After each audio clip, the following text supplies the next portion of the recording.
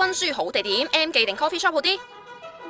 2016年文憑試已經開跑咗成個星期啦噃，呢場持久戰好睇同學仔後勁噶嘛。出閘之後冇咗老師督住，佢哋去邊度溫書搏殺嘅呢？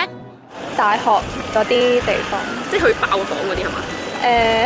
又未至於嘅，可能係大學即係出邊 Poly 嗰啲啊，出邊有啲台凳嗰啲地方。麥當勞都有試過。約埋同學仔互相督促嘅有，自己嚟搏殺都有。如果唔識嘅時候問人嘢會方便啲咯。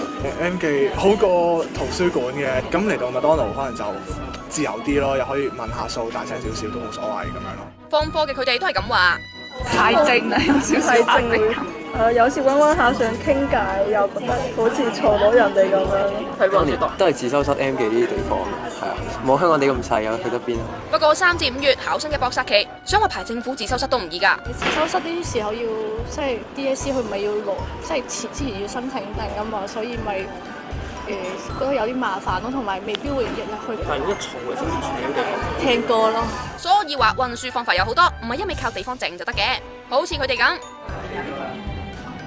喺 boxing 房鬆一鬆個人，先翻隔離自修室繼續溫咯。因為會好悶㗎嘛，溫下又好大壓力咁樣，所以咪係都會輕鬆下嘅。呢間係西灣河嘅青少年中心，唔止得自修室，仲有籃球場、網吧、飛鏢、桌球，大把輕鬆之選，仲開通宵。我哋去拍嗰陣已經夜晚11、2點啦，都仲有好多同學仔搏殺緊。